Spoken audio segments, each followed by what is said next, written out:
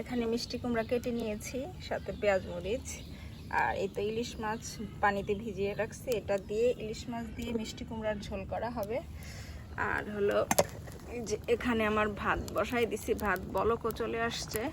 আমি মাটির চুলে রান্না বসাইছি, বৃষ্টিতে ঝড় তুফানে আমার চুলার অবস্থা একবারে খারাপ, কি বলবো, বলার মতো কিছু নাই। আচ্ছা, এই গাছটাকে কে চিনেন আমাকে কমেন্ট করবেন। এগুলো আমরা ছোটবেলায় খেলা করতাম, তবে আমার পাশের ভাবি আমার গল্প করলো যে এগুলা নাকি তারা ছোটবেলায় খাইছে, পাকতো, পাকার পরে নাকি এগুলা খাওয়া যেত। তবে আমি কখনোই আমরা এগুলা খাইনি, তবে আমরা এগুলা দিয়ে খেলা করছি।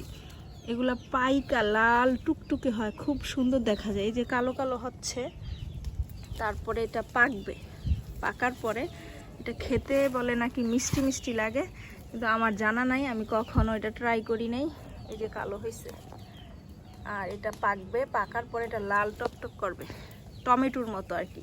তবে এটা ছোট, আমরা জানতাম এটা জংলি গাছ, কিন্তু পাশের বাসার ভাবি আমাকে বলল যে আমরা এটা ছোটবেলায় খাইতাম। ওনারা সিরাজগঞ্জের কেউ যদি আমার ভিডিওটা দেখেন কমেন্ট করবেন যে আসলেই কি এটা খাওয়া যায় কিনা। তবে আমার জানা নাই, আমি কখনো খাইনি।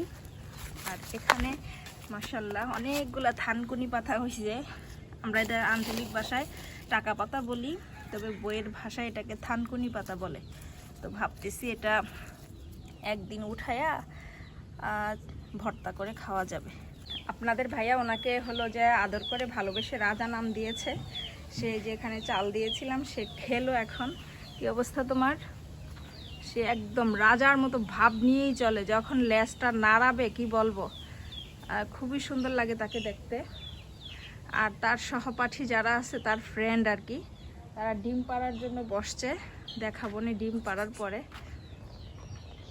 এখানে আমার পুরো বাহিনী আয় আয় আয় আয় আয় বললে চলে আসে সবাই, আয় আয় আয় আয় আয় আয়। এই যে আয় আয় বলতেছে, আমি মশারির মধ্যে রাখছি তাদেরকে, আয় আয় বললে এভাবে সবাই আমার কাছে চলে আসে, আয় আয় আয়। এইদিকে আমার ভাত ফুটে গেছে মাশাআল্লাহ। এই যে এটা দেশি চালের ভাত, অনেক মোটা মোটা। আমার শাশুড়ি, আপনাদের ভাইয়া বাড়িতে গিয়েছিল যখন ঈদ করার জন্য, তখন আমার শাশুড়ি দেশি চাল দিয়ে দিয়েছে অনেকগুলা, প্রায় 1 মণের মতো। তো আমরা এখন সেই দেশি চালটাই খাচ্ছি। তো ভাতটা ফুটে গেছে, এখন ঠিকা দিয়ে দেই। ভাত মার গেলে ফেললাম, এখানে ভাতটা মার ঝরতে থাকবে। এদিকে আমি আবার এই যে রান্না চড়াই দিব, এগুলো এখন কাটবো, ভালো করে ধুয়ে নিব। এখন এখানে মাছ কেটে ধুয়ে নিয়েছি, আর পেঁয়াজ কুচি করে নিয়েছি, মরিচ কেটে নিয়েছি। এখন আমি ভর্তা করার জন্য 2 পিস মাছ ভাজবো। আজকে মাছ ভর্তা খাবো আমরা। আমি সরিষার তেল দিয়ে রান্না করি, আমি সবসময় সরিষার তেলই খাই।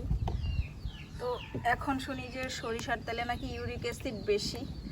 রান্না বসাইতে বসাইতে এদিকে আমার হাঁস ডিম পেড়ে চলে গেছে। এই যে দেখেন কোথায় এসে তারা ডিম পারে, এই হলো তাদের ডিমের বাসা। নিজের পালিত হাঁস মুরগি যদি ডিম পারে কতটা খুশি লাগে বলেন তো দেখি। আমার তো মানে কি বলবো, আমি খুশিতে একেবারে অনেক খুশি মাশাআল্লাহ। এই যে আমার হাঁসের ডিম, এইগুলা হলো চীনা হাঁসের ডিম। এই যে আরেকজন মাত্র পায়রা নিচে নামলো, দেখি সে কি করছে। এই যে এখানে হলো সে ডিম পারছে, এখানেও একটা ডিম দিয়ে রাখছিলাম, আর আরেকটা সে আজকে পারছে। এই তো আমার খুশির সীমা নেই, এই আর কি, খুব ভালো লাগছে আমার কাছে।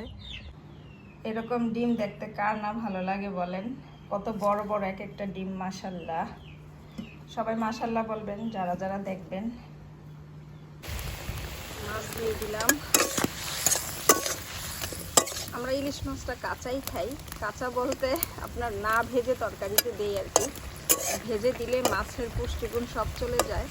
শুধু গরম ভাত দিয়ে শুধু ভাজা যেটা খাই আমরা, তরকারিতে না দিয়ে সেটাই শুধু ফ্রাই করে খাওয়া হয়। এছাড়া সব মাছের ভেজে কাঁচা দিয়েই খাওয়া হয়। হয়তো বা দেখতে ভালো লাগে না, তবে খেতে কিন্তু খুব টেস্ট হয়। এটাই হলো।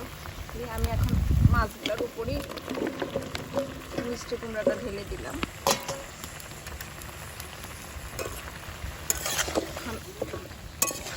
মাছের সাথে সাথে মিষ্টি কুমড়াটাও সিদ্ধ হয়ে যাবে। এই তো হয়ে গেল আমার মিষ্টি কুমড়া দিয়ে ইলিশ মাছ রান্না। আর ভাত রান্না করেছি, আর ইলিশ মাছের ভর্তা করেছি। আজকের দুপুরের খাবার হলো এটা আমাদের।